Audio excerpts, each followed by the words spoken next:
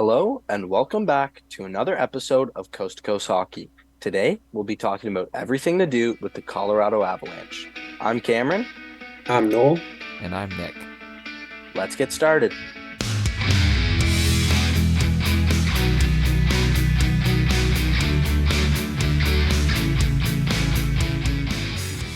Busy offseason for Joe Sakic, Chris MacFarland, and the Colorado Avalanche here as they brought in Ryan Johansson, Ross Colton, and Miles Wood. More on those guys later. They also brought in former teammate of Nathan MacKinnon, Jonathan Drouin, Thomas Tatar, as well as Game 7 Dallas legend Joel Kiviranta on a PTO. On the subtractions front, JT Compher has signed with Detroit. Alex Newhook was traded to Montreal. Eric Johnson and Evan Rodriguez are now in separate ways, as well as Lars Eller and some more depth options have left the team this offseason.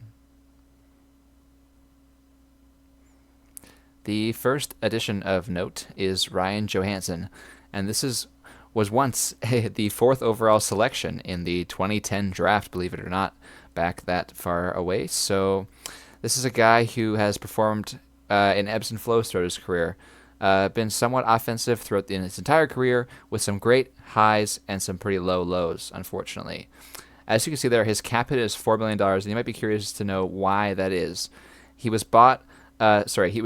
traded from the Nashville Predators in a retained salary transaction, meaning that he is making half of what he was making as a cap hit, but he will still be making his full $8 million as money taking home. So basically, he's making $4 million on the books for Colorado, as well as $4 million on the books not to play for the Nashville Predators.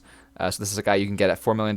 This is a great steal for that price, because this is a guy who has performed with upwards of 60, 70 points in some of his best seasons, whereas last year he only put up 28 points in 55 games. You've got 2 years of him to test him out, see what he has left in the tank, and see if you put him alongside some dynamic offensive options up top, maybe he'll bring back that 60 to 70 point form that was once there. The second big addition is Ross Colton. This is a player who's acquired from the Tampa Bay Lightning in return for a second-round pick this past offseason. And then he was acquired as an RFA, and then he was promptly signed to a 4-year, $4 million contract. He's a guy who burst onto the scene a couple years ago with Tampa in 2021 in the playoffs, en route to the team's Stanley Cup win. He was an impactful player for them. He was also on the team as an impactful player when they lost the next season to the Colorado Avalanche's new team. And this is a guy who's been known to spice it up. He had 188 hits last season, and he's put up back-to-back 30-point seasons. But he did regress a little bit from his rookie season a year ago, where he put up 22 goals and 39 points. This season only putting up 16 goals and 16 assists. To me, I love the acquisition of Ross Colton. Not the biggest fan of the AAV at $4 million. Think it's maybe a bit much, but nonetheless a great player to bring who's got some great pedigree.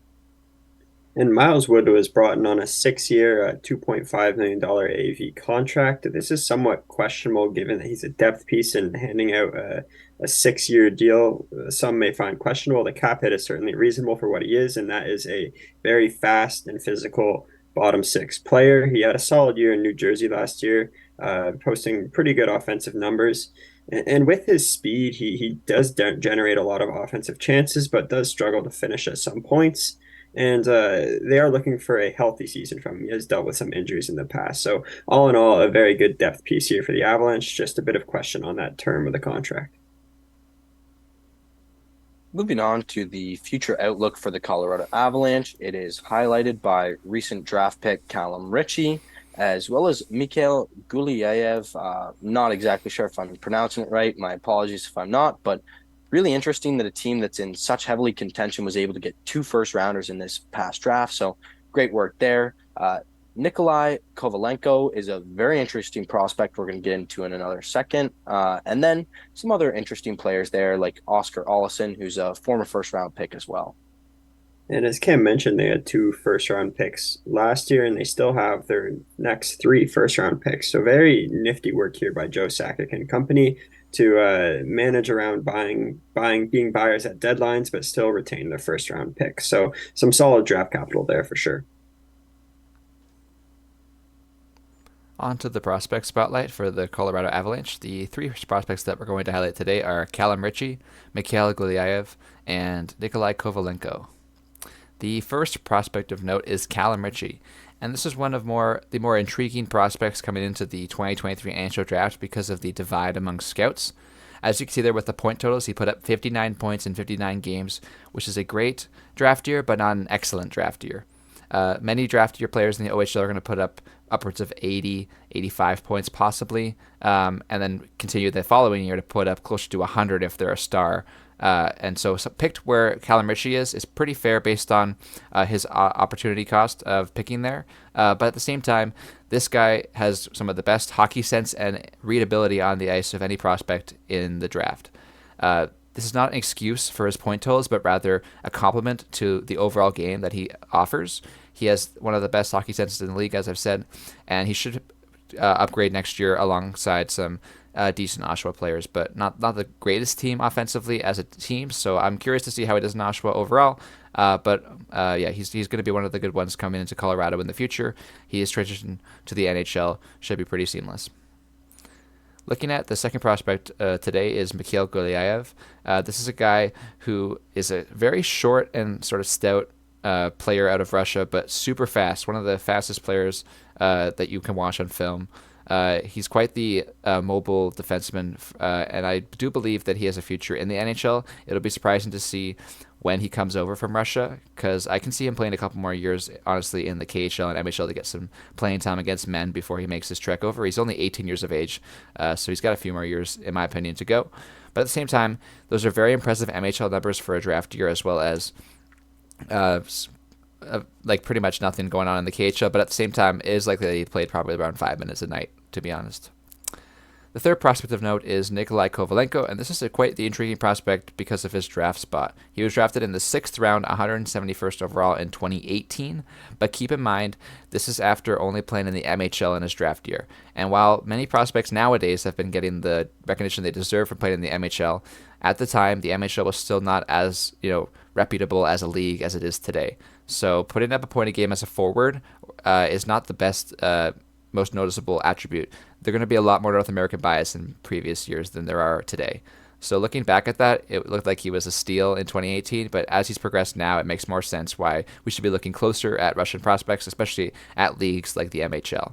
This is a guy who I'm quite high on as well because of his ability to perform in the KHL.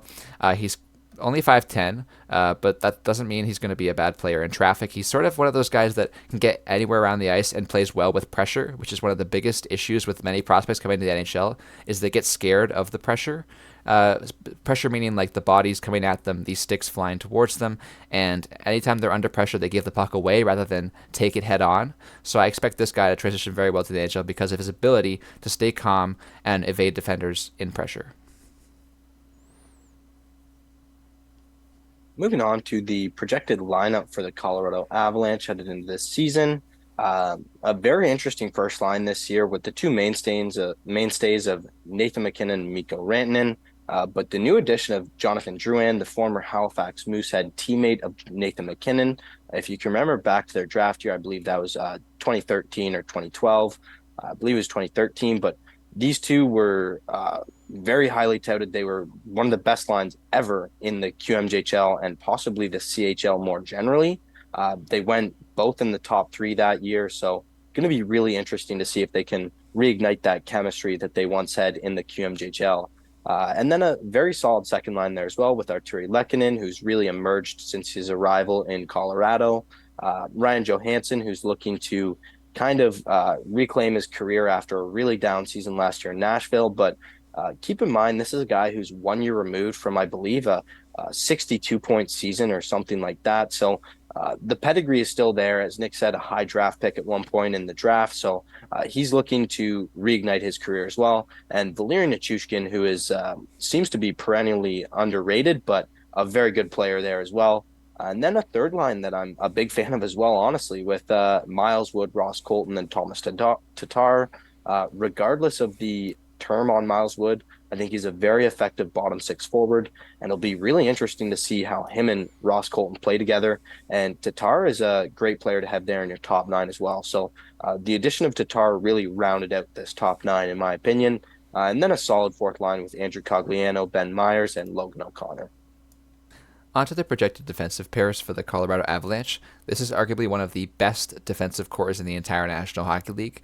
Up top, you've got two of the more elite defensemen in the NHL, including Cale Makar on the right there alongside Devon Toews. We've seen Devon Toews come over from the New York Islanders and just blossom alongside Cale Makar. Cale Makar every year is going to give you utmost potential and offensive production. He's going to be the number one defenseman probably for the rest of his NHL career, arguably at this point.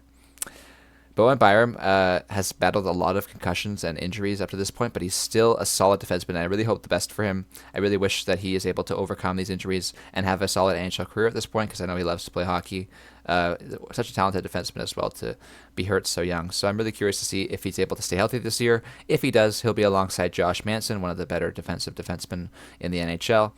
As well as on the third pair, you've got Jack Johnson, a notable Twitter friend. This is a guy who everyone loves and thinks is the best defenseman in the NHL. So this is a guy who I am excited to see on the Stanley Cup winning roster here, alongside Sam Girard, who is one of the more underrated defensemen in my opinion. I believe Sam Girard has a lot to give. He's very agile with his feet, and I think he's one of the great offensive options in the NHL, and I'm just so surprised to see him on the third pair of an NHL team at this point.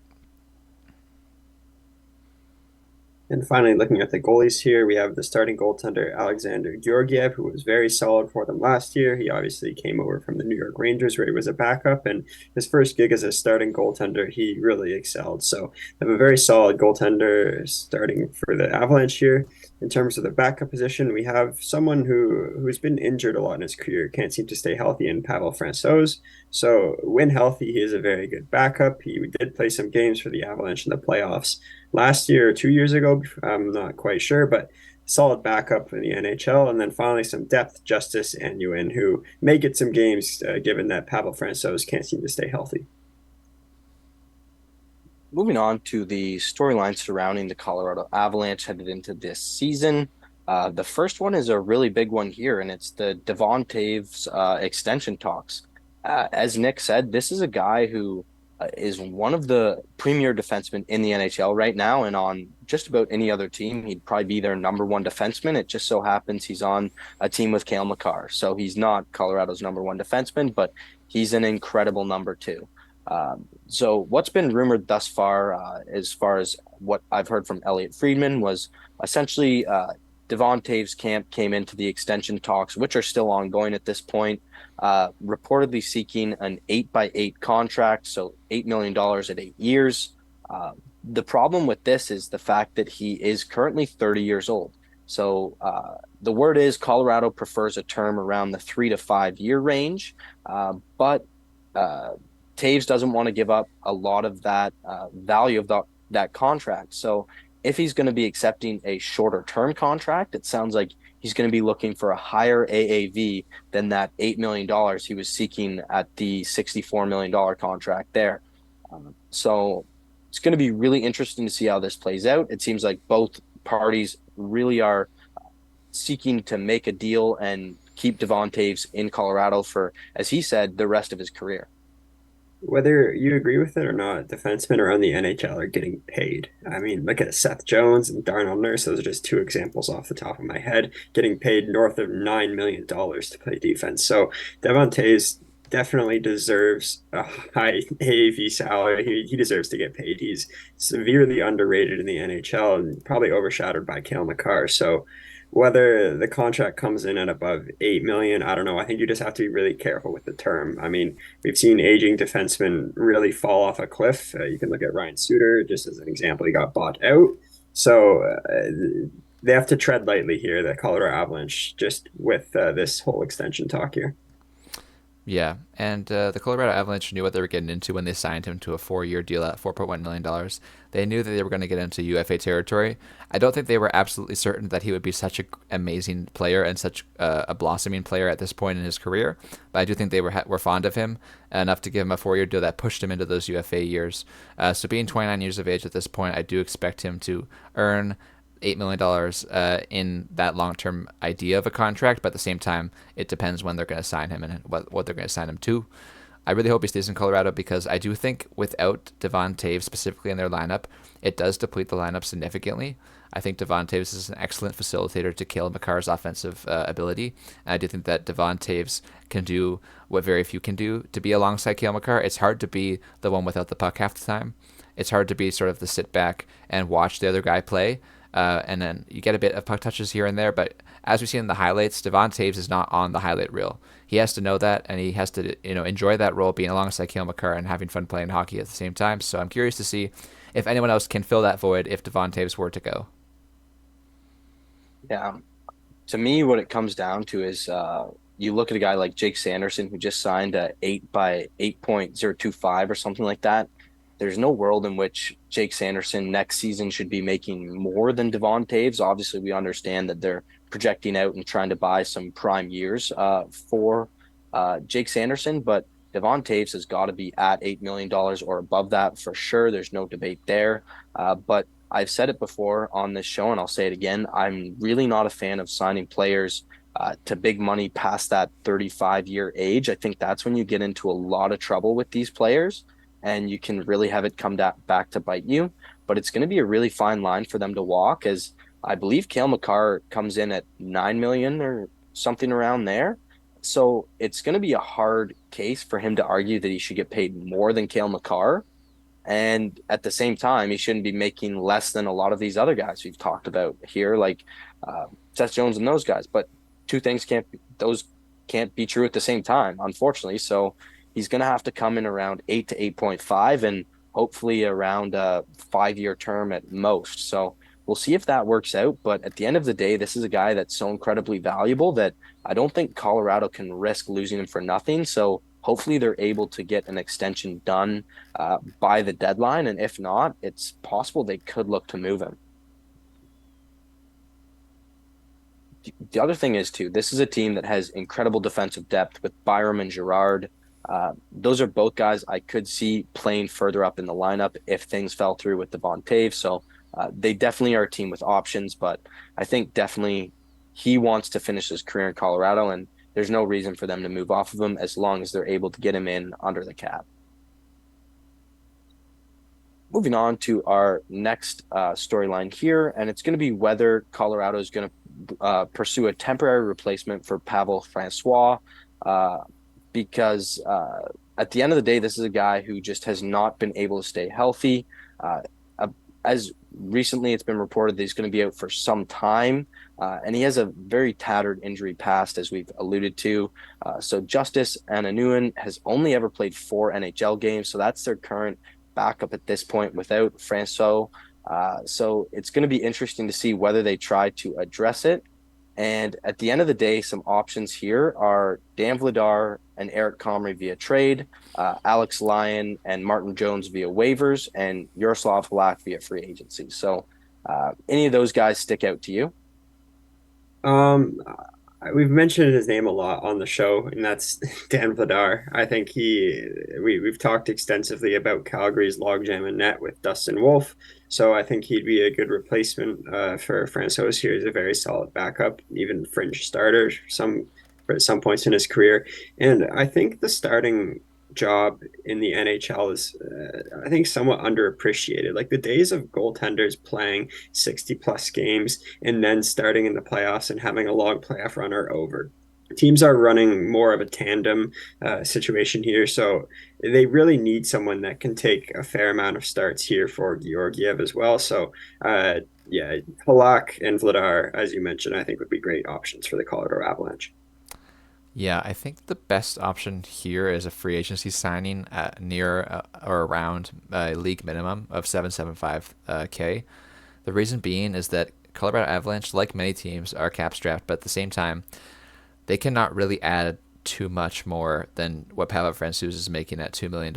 They are currently, with Landeskog on long-term injury reserve projected to be starting the season, therefore the absolute amount of gains for cap space, they're projected to only have about 500K of cap space with $7 million on the line. So right now they're currently negative $6.5 million, basically, with a roster of only 22 guys as well. This is not the maximum roster you can have of 23 players. This is 13 forwards, 7 defensemen, and 2 goalies, keep in mind. So they're already pretty thin up top with the full cap used. So if they added Dan Vladar, for example, at $2.2 million without any retention or anything like that, it's pretty much impossible to add him, unfortunately, at this point without, putting your forward core at 12 forwards exactly, or putting your defense at 6. So, which is something that very few NHL teams will do the whole season because of, the wear and tear of the NHL season, and the ability to run 7 defensemen is often a great thing to have in tough games. So, I'm very curious to see what happens, but I do think someone like Yaroslav Halak being a free agent would be a great option for the team, in the short term at least.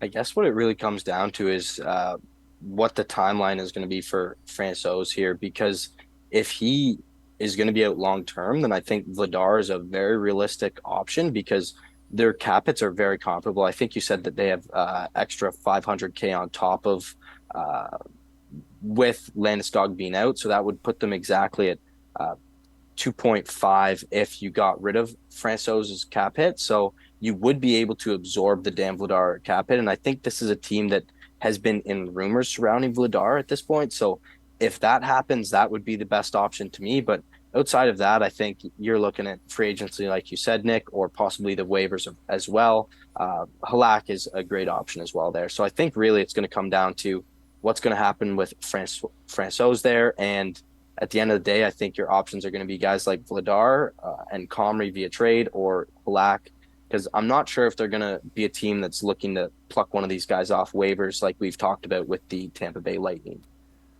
Yeah, the one key piece to that, yeah, like you said, if they sort of offload Francouz to and use the injured reserve provisions that are available under the CBA, the issue is that they're never going to be accruing any cap space really this whole season, and that's just a really rough road to go down when you get close to the deadline and you want to get your deadline cap space to go up.